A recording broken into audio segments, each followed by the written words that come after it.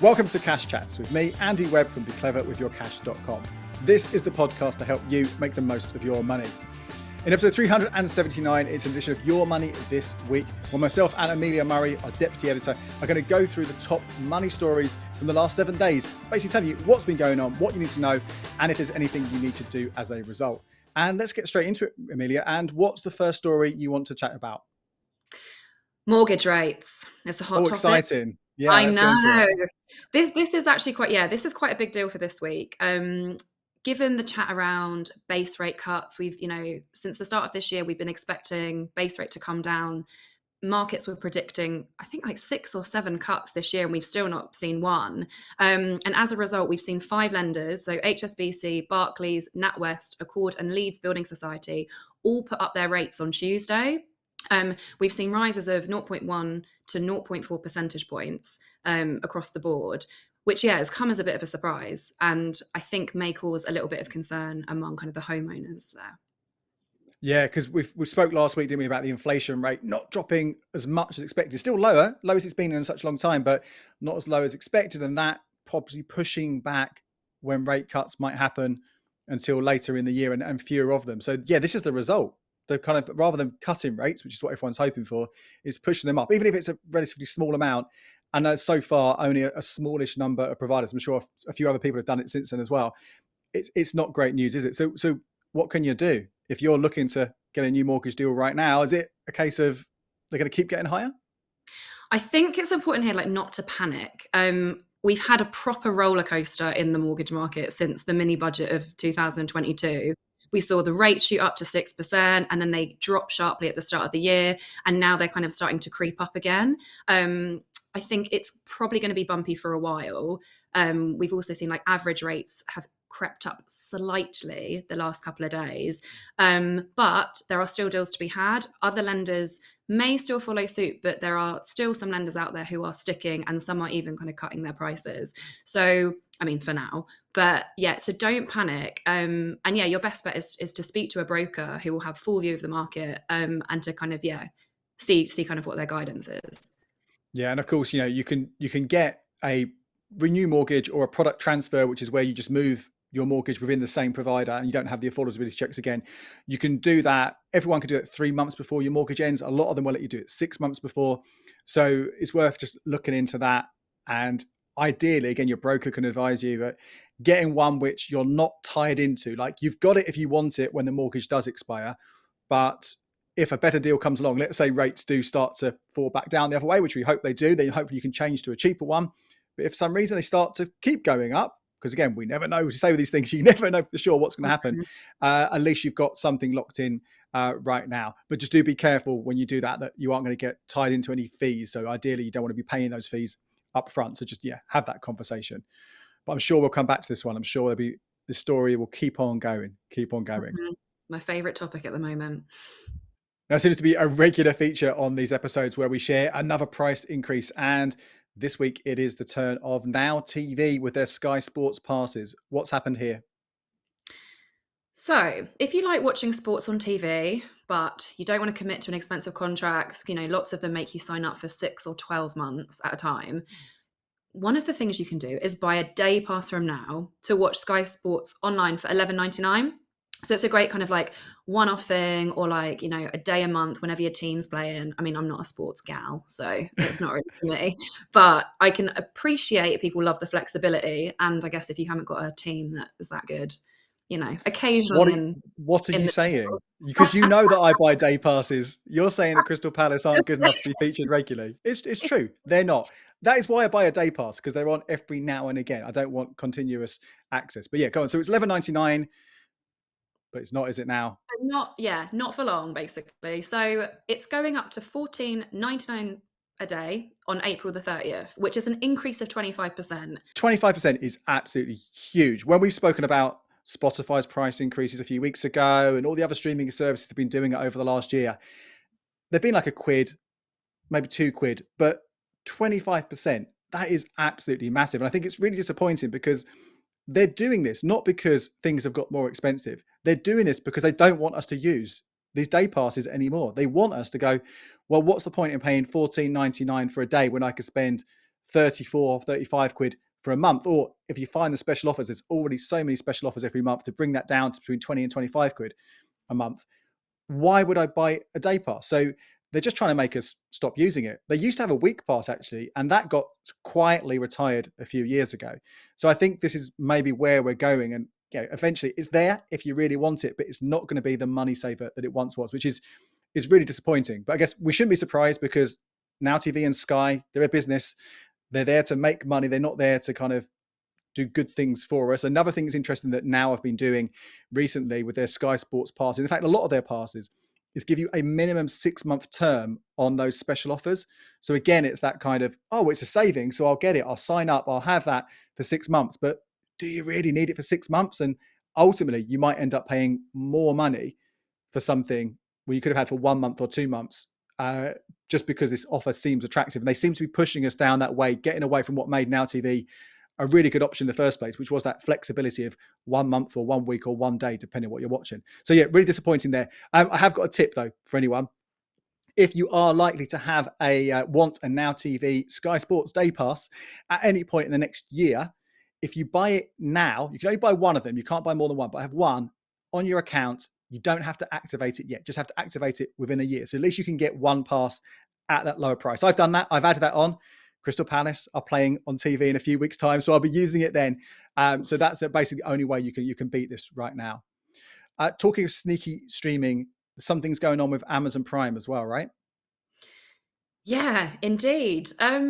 So they've got a video only plan, which is similar to the Amazon Prime kind of plan, but it's a lot cheaper. And so it's perfect for people who just want to watch the TV, they just want to watch like the video streaming. And it's $5.99 a month compared to $8.99 a month for the full Prime. And it's great, yeah, if you don't really care about the additional kind of services, you don't really need the Amazon 1-day delivery. It's great. However, it's become harder and harder to find. I can tell you it does still exist, but you've really got to work for it. Yeah, this was something that our friends over at the Cordbuster website first discovered. And they first thought that it had been scrapped completely because it was just so hard to find. But yeah, it is there hidden away in, well, it is tricky to find, isn't it? I know you took a while to find it. I took a while to find it as well. I ended up going to, rather than signing up for Prime, I went to Prime Video. And then within Prime Video, you start to sign it and it gives you a little, yes, are you sure you want to pay this? And by default, it is that $8.99. But there is a box there to change that. And if you click that button, you can then go to that $5.99 option. But I mean, you'd have to know it was there in order to kind of actively go hunting it and finding it to save yourself that money. So again, disappointing. And I do wonder if this is a signal, a sign that they're kind of like, the less people find it, the less they kind of actually need to offer it for us. They can just quietly get rid of it in the same way that Now got rid of that weekly sports pass. Yeah, exactly. We've seen other organizations do that. So it's like they make it harder for you to use or harder for you to find, and then they can kind of justify, pulling it back or not offering it anymore. I mean, again, no need to panic. That seems to be the theme of today's episode. But yeah, it is. Yeah, it's disappointing. I tried a number of times to find it, to the point where I was going through and like signing up for things that I didn't want. So I was like, yeah, this is tricky for someone who's even focused on finding it. So yeah, if you're in a rush or you don't really have time to kind of like seek it out, it's really annoying for Amazon customers. But I guess if you're listening to us now or watching us now on YouTube, and this is the first time you've heard of this, and you pay for Amazon, the full Amazon, just for the streaming service, then do check it out. It is still there. It will save you money. $5.99 every month. Remember, this is month by month, so you don't have to pay for it all year round. You can have it to watch whatever it is, binge one particular show, and then cancel it, and then sign up again later in the year. Although there was a couple of months ago the introduction of that extra charge to avoid adverts. So sadly, it's not as cheap as it used to be. But you need that whether you're paying for full Prime or just Prime Video. The next story, Amelia, is potentially bad news for anyone who is a customer with Thames Water. What's been going on here? Yeah, so Thames Water is in a lot of trouble. It's in £15.4 billion of debt. There's Wow. issues with its service, there's issues with the sewage. And now it's trying to persuade the regulator to let it raise customer bills by up to 44% over the next 5 years by increasing investment. So the average bill is currently around £422 a year. And the increase would mean the bills would rise to £608 a year by 2030.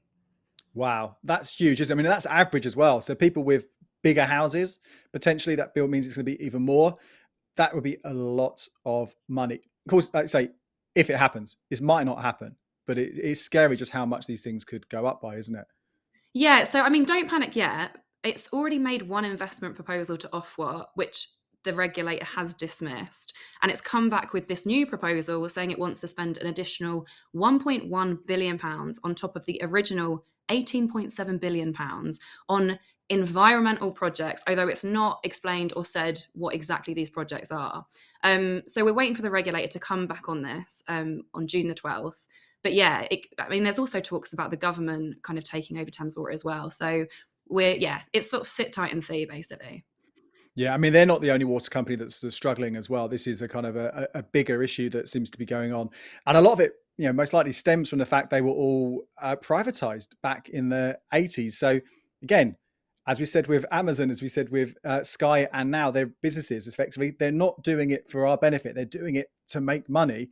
And sadly, that means that ultimately we're going to have to pay for it. It was interesting you say about, this, the government might have to take them over, because we also saw we're starting to get those election pledges coming through this week, haven't we?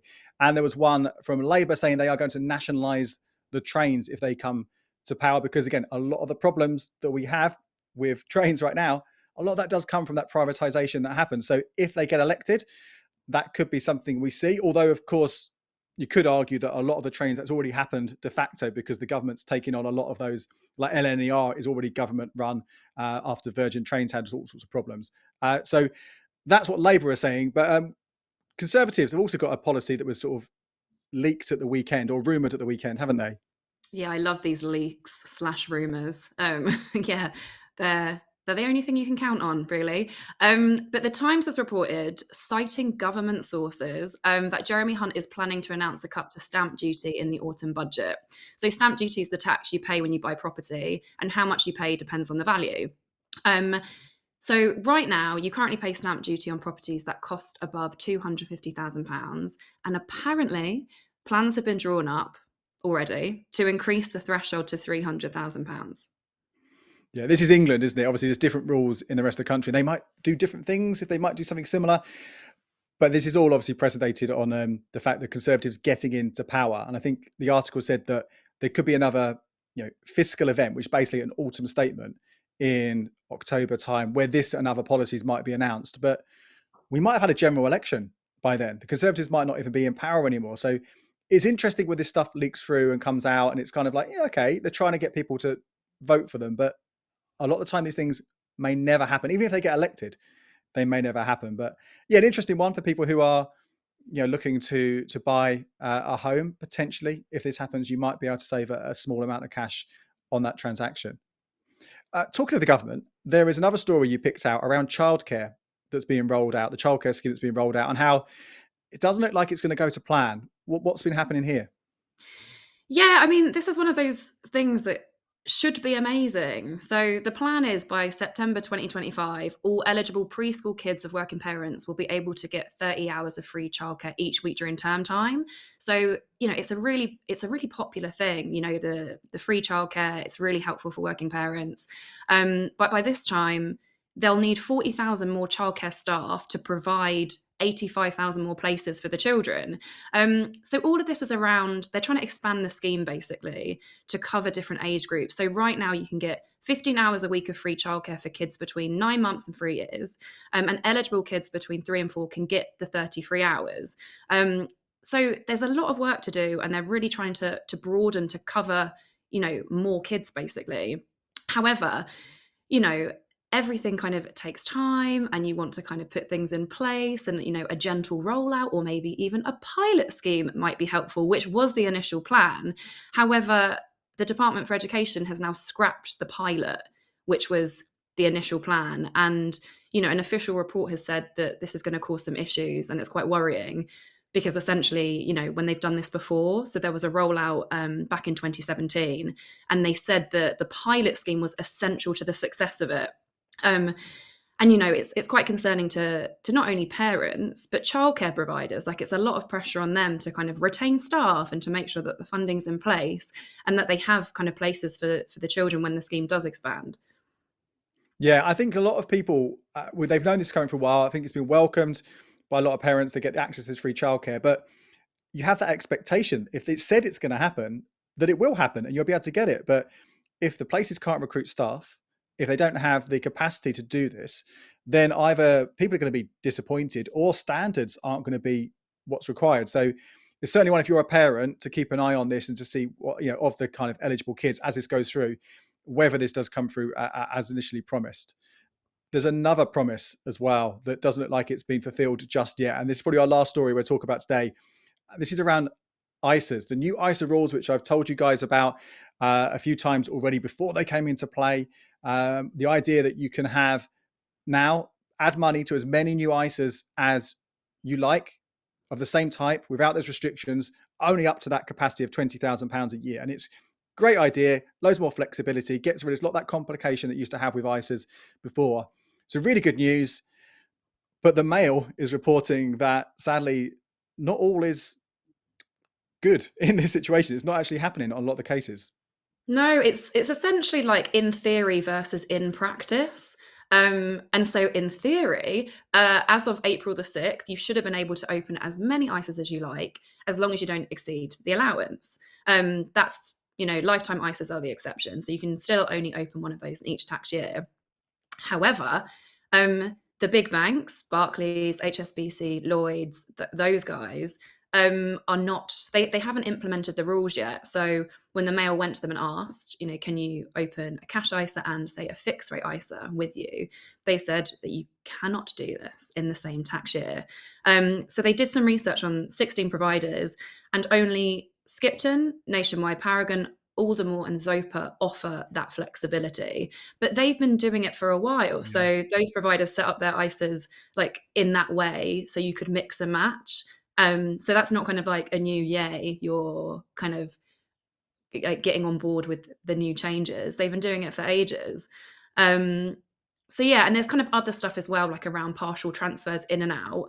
And also if you kind of open one ISA with another provider, because I mean, in theory, again, you should be able to open as many ISAs as you want with the same provider or another one or several of them. But that's kind of not working out either.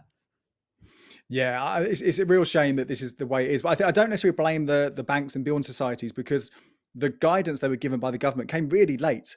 I've been looking for this ever since it was announced. When we have more information about exactly how it's going to work, and it was only maybe 4 or 5 weeks ago that the first kind of guidance came through, and I think the rest of it only actually came through almost at the start of the tax year. So it's no surprise that a lot of the places haven't made those changes yet. It's just a shame that they're telling us we can do it, and then it's going to be so much harder to do. I'm sure it will happen. I'm sure they'll get around and they'll implement it, and maybe it'll be this year, maybe might even be, I guess, there's the start of next year if some of them want to keep it together, but a big frustration for people. What I would say is, as you said there, it is just about doing it within the same provider. You can still open up a different cash ISA with different providers if you wish. There's nothing stopping you doing that. Just be wary of that £20,000 limit. That's the most new money you can add every single year. And again, loads of content over on becleveryourcash.com and on the YouTube channel and on the podcast, taking you through all those different rules and all the different best buys as well. So yeah, just make sure when you're looking at this stuff, don't assume you can do it one provider, but you can still do it, just slightly more complicated than we would have hoped. Amelia, thank you so much. Lots to get through again this week. Really appreciate it. We'll be back in another 7 days, next Thursday on YouTube, next Friday on the podcast, on Spotify, Apple Podcasts for this episode. But of course, before that, on Tuesday, there'll be another episode dropping as well with just me. So until then, thanks so much for tuning in, and we'll see you then.